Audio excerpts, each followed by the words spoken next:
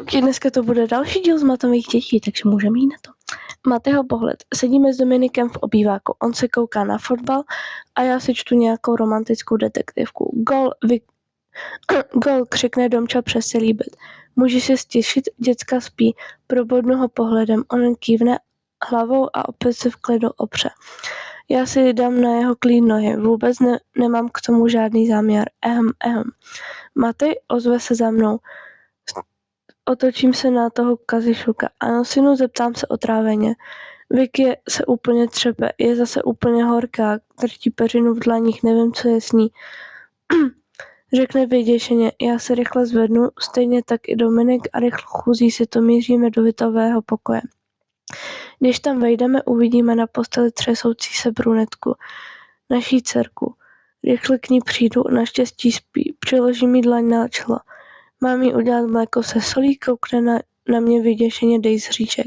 Beruško, to jsi udělal, když bylo mojí mamce zle. Dal si jí mléko se solí a ona potom zvracela 3 dny v kuse. Od té doby nemůže mléko ani vidět.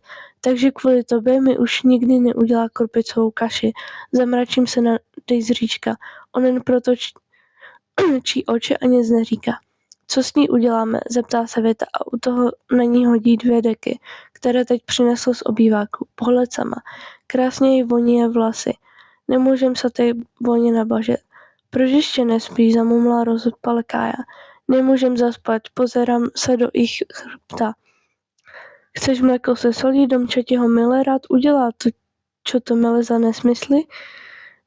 Myslím, že to nebude potrebné, poviem a pritom sa pozerám na Vicky postel, kde má knihu rozprávok. Kaja sa na mňa nechápavo pozrie a keď uvidí, že sa pozriem na tú knihu, zakrutí hlavu. Nebudem ti čítať rozprávky, povedá na schvál po slovensky. Ty vole, ešte k tomu sa na mňa zamračí, je zlá, taky sa hnevá. Jednu krátku, no tak buď hodná duša, urobím na nej psie oči. Ať fajn, ale jednu, z pohádek se vždy osypu. Povie otráveně, já len kývnem a zdvihnem se k tej posteli. Vezmem knihu a lehnem si zpět. Ona si už sedla, já jsem mu podal knihu a lehl se k ní. Fajn, tak dáme děvčátko se sirkami. Začne listovat v knihe, to snad nemyslí vážně. Ne, u tej vždy pláčem, povie zufalo. Jo, to nejsi jediný, Vicky totiž tež. Zasměje se a začne čítat. Timeskip. Kate dočítala, zaklápla knížku a položila ju na stolček. Lahla si a otočila sa na mňa. Pozrel som sa na ňu a usmial sa. Usmiala sa tiež a potom sa zadívala do periny. Počkaj, ona sa červenala? Spýtal som sa sám seba. Zvihol som jej hlavu, to sa jej ale asi nepáčilo, pretože sa stále červenala. Samuel, tak si pako, alebo ti nedochádza, prečo sa červená? Ja neviem, možno jej nie je dobre. Samuel, vole, ľudia sa väčšinou červenajú, keď sa im niekto páči. Pozrel som sa na nej. Znova. Zase sa na mňa pozrela a začala sa červenať. Že by môj mozog nebol až tak debilný? Jasne, že nie je. Ale keď to je pravda, čo mám robiť? To je jasné, nie. Proste ju poboskaj. Čo keď ma potom bude nenávidieť, alebo ma bude tak mať za blázna? Samuel, som tvoj mozog. Ovládam tvoje srdce a ak dobre viem, tak je presne tvoj typ. Ale čo keď mi niečo provede Vita, je to jeho sestra. Samuel, kurva, nehádaj sa so mnou. Pozeráš sa tu na ňu, hovoríš, aká je pekná, tak sa na Vitu a jednoducho to orob. Nie je ti snad 8, nie? Máš pravdu, urobím to. Tak sa mi páčiš. Keď som sa prestal hádať s mozkom, pozrel som sa na Kaju. Robila niečo na mobile. Asi si všimla, že sa na ňu pozerám, pretože sa na mňa pozrela. Dobre, Samuel, teraz alebo nikdy. Pozrel som sa jej do očí, pomaly som začal pohľadom schádzať na jej pery. Začal som sa k nej približovať až na vzdialený centimetr, ktorý som nakoniec zrušil. Mala tak mäkké, tak ľahké a tak malinové pery. Po chvíli som zacítil, ako začala spolupracovať. Chvíľu som jej len boskal, ale potom som jej olízal péry. Ona ich ľahko pootvorila a ja tam prekluzol jazykom. V tom sa odo mňa otrhla jasný vzduch. Nadýchol som sa a pozrel sa na ňu. Videl som v jej očiach nejistotu. Kaji, čo sa stalo? Tobě to nedochází, právě jsem se líbila s nejlepším kamarádem mého bratra. Začala zrychleně dýchat, keďže Seděla na kraji postele, došupl jsem se k ní a objal okolo ramen. Ona mi položila ruky na moju. Aj keby, čo sa tým dá pokazit? Ja ani neviem. Než som to urobil, mal som porádne šteklivú hádku s mojím mozkom, ktorý mi povedal, aby som sral na to, že si Vitová sestra a jednoducho to urobil. A keď sa to nedozvie Vita, sme v pohode. A možno, že si sestra Vity, ale pre mňa budeš vždy niečo viac. Sa samety pozrela sa na mňa. Čo keď áno, spýtal som sa jej. Sama ja nemôžu, chápem ťa, ale nechceš ho naštvať. Ale to je dobré. A to je dobré, ale keby niečo, som tu vždy pre teba. Díky. V tom sa vo dverích objaví Vita. Zvihnem hlavu a pustím ruku, čo som mal okolo Káji. Lidi, jedeme do nemocnice, Vicky není v pořádku, poví Vita a tím donutí Káju zdvihnout hlavu. Co se stalo, spýta se ho.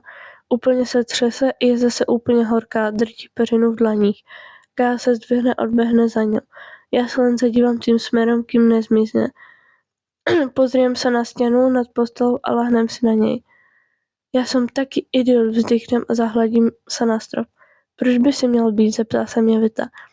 Já jsem jako debil poslouchal svůj na palicu mozek a povuskal jsem jej. Já jsem věděl, že na to nepřistupí, protože jsem tvůj nejlepší kámoš. Cože jsi udělal a cože udělala, křikne Vita. Poboskal jsem jej a ona to ma odmietla, lebo jsem tvoj nejlepší kámoš a já jsem na to ještě přistoupil. Jeblo vám oběma, tak to ne. Ty se jí pěkně pokusí získat a já se jí pokusím přemluvit. Jinak jsem už nevkročíš, jasný? Jo, tak výborně. Káje pohled. Když to Vita řekl, rozeběhla jsem se, ale v bytě už nikdo nebyl. Oblula jsem se a vyběhla ven. Stála tam záchranka a přebírala se Vicky. Doběhla jsem k Domčovi a objemula ho. Domča mě taky. Když ji naložili, přišli k nám a začali nám něco říkat. Nevnímala jsem, dokud neřekl nashledanou. Počkejte, můžu jet s váma? Omlouváme se, ale pouze rodinní příslušníci a musíte mít povolení od rodičů. Podívala jsem se na Matyho. Ten se podíval na mě a pak na záchranáře. Její sestra a od nás povolení má, řekl a opřel se o Domina. V tom případě ano, objemula jsem ho a vběhla do sanitky. Posadila jsem se vedle Vicky a chytla jí za ruku. Matyho pohled. Vešli jsme dovnitř a šli do pokoje holek. Tak co, zeptal se náš syn. Odvezli ji, řekl jsem. Aha, a kde je Ká? Jela s ní? A proč já jsem nemohl? Myslím si, že ona se s ní zná trochu déle, ne? No jo, ale je moje holka teda do píče. Cože je tvoje? Vykřikl Maty. Holka, prostě když mě políbila, tak jsme se dali dohromady. No dobře, jste nevlastní sourozenci, ale i tak. Já vím, budu se chovat opatrně, OK. Ale teď jedeme za nima, přece ho nenecháte odjet samotné. Vstali jsme, obuli se, vyletěli do auta a všichni 4 jsme se posadili. Dojeli jsme k nemocnici a Vita se sámem se vyřítili dovnitř. Vzal jsem Domču za ruku a společně jsme se vydali za nima. Došli jsme k pokoji, kde ležela Vicky. Kluci stáli venku a koukali do pokoje. Kája seděla na židli vedle ní. Vešli jsme dovnitř. Jak je na tom? Zeptal jsem se. Nevím, ale nevypadá to asi dobře. Aha. V tom dovnitř vešla sestřička a řekla nám, že už budeme muset. Vita ještě vešel dovnitř a dal jí pusu. Pak jsme se vydali ven. Pohled sama. Keď jsme vyšli von, všiml jsem si, ako sa Kája triasla zimu. Došel jsem k ní a dal jej svoju mikinu. Pozrela se na mě a já jsem ji len objel. Usměla se a pokračovali jsme do auta. Nechal jsem ji vojsť jako první a potom se posadil vedle něj. Oprala se o mě. Vedle něj si sadl Vita a pozrel se na mě. Kývl jsem a potom se pozrel z okna. Keď jsme přišli k ním domů, už spala. Vyliezl jsem a opatrně je vytáhl na ruky. Pozrel jsem se na Matěja. Prikývl a tak jsme se vybrali dovnitra. Odnesl jsem ji do izby, položil ji na její postel a lehl si vedle něj. Pohrával jsem se s její vlasmi. Vstal jsem, prezlikl se a lehl si zpět za ňou. Dal jsem jej pusu do vlasu. Přitáhl jsem si ji k sebe, dal jí hlavu na svou hruď a usl. Domči pohled. Neměli jsme jí tu ani týden a už v nemocnici. Vypledím ze sebe a více se zachovám Matyho hrudi. Cítím se hrozně, řekne Vita, který celou dobu sedí na okraji postele. By to vážně ti připadá správné dát se dohromady se svou sestrou? I když je nevlastní, povzdychne si Maty směrem k Vitovi. Ani já a ani Maty z toho nejsme nadšení. Lásce neporoučíš, odmlčí se. Je to nelegální, zamračím se na ní. Bože, a co mám teď dělat? Však jsme se jednou políbili. To ale neznamená, že je mezi námi nějaká velká láska. Takže nemějte obavu, děcko si opravdu v nejbližší době udělat neplánujeme. Zasíčí k nám Vita. Tak to je výborný. Naše jedna dcera si začne s tím nevlastním bratrem a ta druhá se začne o 7 let starším. Ale uklidní rodiče větou, že děcku si v nejbližší době neplánují. Prohrábnu si frustrovaně vlasy. Bože, Maty, řekni něco, křikne na něj Vita. Něco, nekřič, probudíš Káju a sama prostě spolu s Vicky nebudete. Ty si najdeš nějakou jinou. Varuj tě, jestli se bude tvá druhá nevlastní sestra, jinak tě tak propleskám, že z toho budeš zvracet. Nedořekne to Maty, protože mu skočím do řeči. Jediný, koho ty můžeš propleskat, jsem já. Zamračím se na něj. On mi místo odpovědi dá vleky, to mě donutí zaknučat a Vicky se najde nějakého normálního kluka, dořekne to Matyáš. Vita se na něj nevěřícně podívá a rychlou chůzí odejde z pokoje. Nezapomene taky pořádně zabouchnout dveře. Je to horká hlava, zítra se též uvědomí, že je to blbost, řeknu Matymu a slezu z něj. Máš pravdu, kotě, přečteš mi pohádku? Zeptá se mě sladce, já jen s úsměvem kývnu a vytáhnu ze šuplíku knihu pohádek. Děvčátko se sirkami, zeptám se, ne, u toho vždy brečím, přitulí se ke mně. To nejsi jediný, protože co vím, tak Samuel a Vicky tež, usměl se na ně. A Kaja se z pohádek osype, zasměje se a já tež a začnu číst. Vytej pohled. Tak jak bylo ve škole, zeptám se Kaji, když konečně vyjde ze školy. Psali jsme písemku z matiky a já se neučila, ušklebila se. Maty ti dá, zasměl se. Hele, dneska s tebou nepůjdu až domů. Musím si ještě něco zařídit. Zastavím se, když jsme v půlce cesty. A co? Koukne na mě zvědavým pohledem. Zvědavým holkám upadnou uši, jdi domů. Čau a fakt domů. Porhozí mi prstem, on jen protočí oči a kývne. Když už jde ode mě dál, tak se rozeběhnu do zatáčky.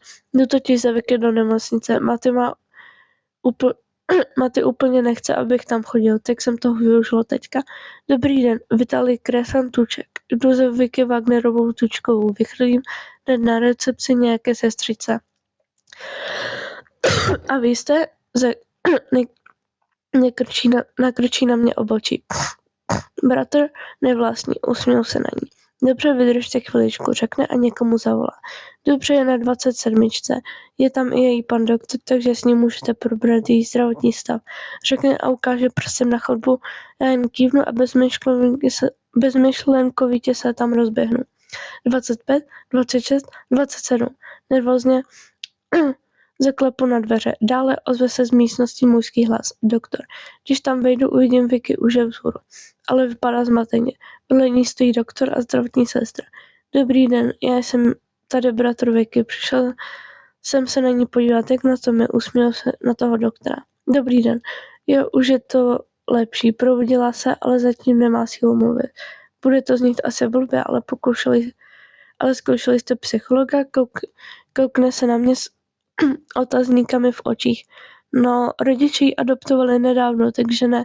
Bude to potřeba? Zeptám se vystrašeně. Já bych řekl, že ano. Může to na ní mít poznatky z minulosti, chřipku a ani žádnou jinou nemoc jsme u ní nezjistili. Takže může být jen vyděšená, mykne rameny. Už to začínám pomalu chápat. No nic, my už půjdeme. Vy tu s ní samozřejmě můžete zůstat. Usměje se na mě. Ještě naposledy pan doktor a i se sestřičkou odejdou z místnosti.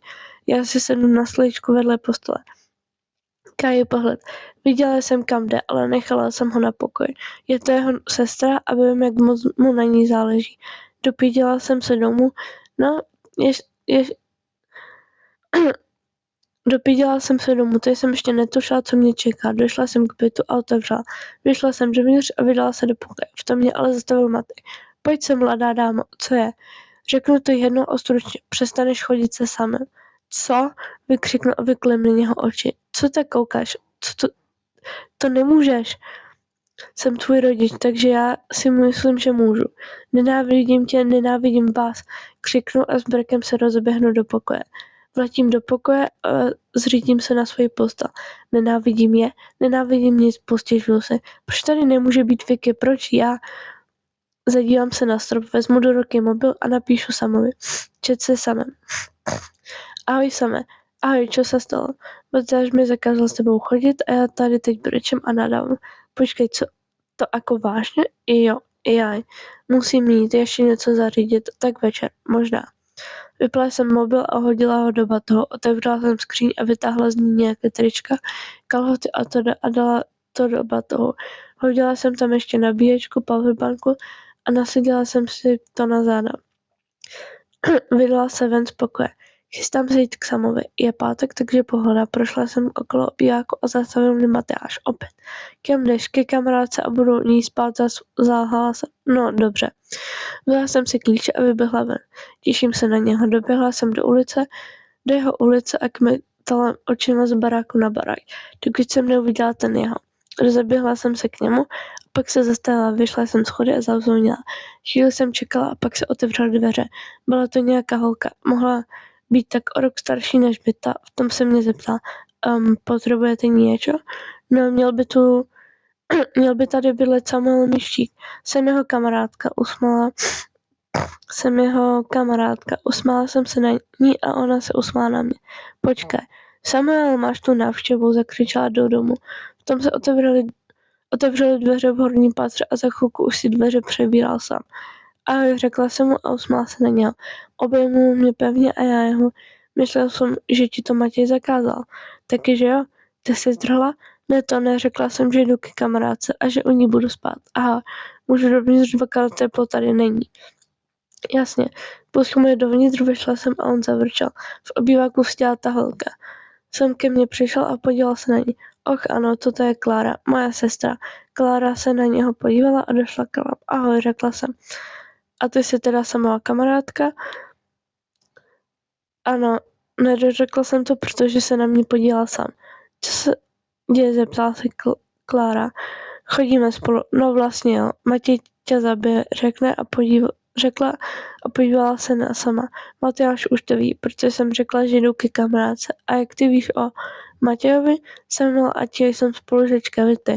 Aha, člověky, zeptal se sám. Nevím, Vita za ní šel po škole, i když mi to nechtěl říct, ale došlo mi to, ale neozval se. V tom se ozval můj mobil. Vzala jsem ho do ruky a zvedla Hovor s Vitou. Tak co? Je to lepší, ale prý zatím nemá sílu mluvit. Může to mít poznak z minulosti a jenom vyděšená. Výchova jejich rodičů. Bylo mi to jasné, tohle se jí stávalo často. Myslí, že se z toho dostane a bude schopná mluvit? Nehrad bych o ní přišla. Zatím se z toho vždy dostala, ale bojím se, že se to postupně navyšuje a že je to pro ní postupně čím dál těžší. Kde vlastně jsi? Přijde mi, že jsi jinde. Sama, ale neříkej to klukům. Dostala jsem od Matyáše na ráno, že s ním mám přestat chodit. Jo, já vím, jak. Včera mi s Dominikem řekli něco podobného, ale o tom, že je nelegální, abych byl zvyky. Když jsme nevlastní sourozenci, ale já ji miluju a seru na nějaké jejich slova. To stejné jsem udělala já. No drž se, bracho, a hlavně se zkus to zakecat, nebo je držíme jako rodina a jako sourozenci. Držíme, papa. Rozloučila jsem se s Vitou a otočila se na sama. Dala jsem mu pusu a šli jsme do jeho pokoje. Odložila jsem si věci, lehla si na postel a sam ke mně. Přitulila jsem se k němu. Čo jim tak vadí? Věkový rozdíl, ale nedivím se, ty jsi už 4 roky dospělý a já teprve při zákoně. No jo, no. Jsem unavená, řekla jsem, vstala a šla se převléct. Když jsem se vrátila, jsem už ležel na posteli i s notebookem. Rozpustila jsem si vlasy a gumičku položila na hromádku věcí. Měla jsem jen velké tričko a kalhoty. A jak jsem později zjistila, jsem kašlala na všechno, vzal si jen boxerky a kraťasy. Nějak mi to nevadilo, ale lehla jsem si vedle něho. Nějak jsem to nevnímala a pozorovala jeho vypracovanou hruď. Jsem si toho asi všiml, protože to stopal a podíval se na mě. Nevšímala jsem si toho a jen začala zavírat oči. Dal mi pusu do vlasu a přitlačil si mě víc k sobě. Takže tohle bude všechno. Doufám, že se vám video líbilo. Nezapomeňte dát like, komentář, odběr, cokoliv a vidíme se u dalšího videa.